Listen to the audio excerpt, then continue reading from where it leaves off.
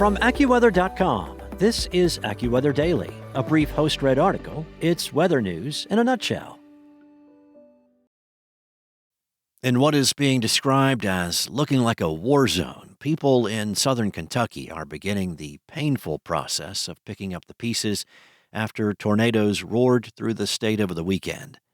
At least 19 people have died across the state, with 17 fatalities reported in Laurel County, one in Pulaski County, and another in Russell County. Among the dead was a firefighter who was killed while responding to the destruction. Kentucky Governor Andy Beshear said damage assessments were still being conducted Monday by the Kentucky Division of Emergency Management. Some residents survived the storm by sheltering in a neighbor's basement. When they emerged, they were overwhelmed by the amount of destruction. AccuWeather reporter Allie Reed, who was in Kentucky Monday reporting on the recovery efforts, told AccuWeather that the destruction was incredibly overwhelming to see firsthand. Kitchens scattered on front lawns, people's bathrooms found blocks away. Many people saying it's like a bomb exploded here. Those who lived through it say the tornado was scary, but it was the deadly, silent moments after the tornado had passed that were beyond terrifying. One resident described it as sounding like 10 freight trains all at once coming after you.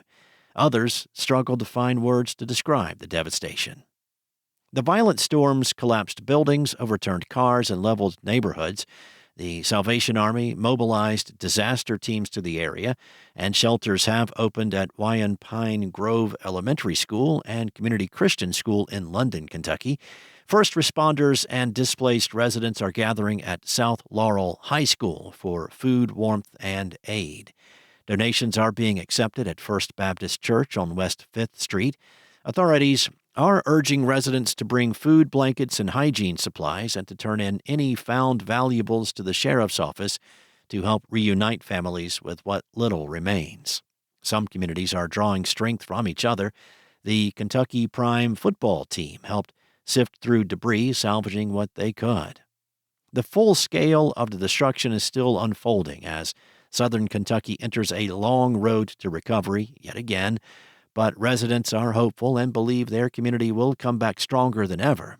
Within hours of the destruction, volunteers were on site clearing debris, offering meals, and setting up emergency shelters. The road ahead will be long and difficult, but recovery is well underway. The threat of severe weather is not over, unfortunately. Today, a severe weather threat will move into the lower Ohio Valley and Tennessee Valley, putting regions that were impacted by powerful storms again at risk. Trees weakened by saturated soil or compromised by recent strong wind gusts may face an increased risk of damage during the upcoming storms. The risk of flooding will include most of, but also expand outside of, the severe weather risk zones through tonight. Heavy thunderstorms will reach western Maryland on Tuesday night as crews continue to clean up in the wake of extensive flooding there last week, which prompted a state emergency. A few thunderstorms could briefly intensify to severe levels along the southeast coast on Wednesday. Meanwhile, as the storm slows dramatically upon reaching the east coast, the Northeast could expect several days of wet, dreary, and cooler weather conditions for the second half of this week. That's all for now.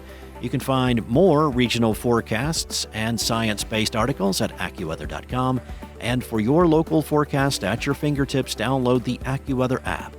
Enjoy the rest of your day. Be safe. I'll be back tomorrow with more from AccuWeather.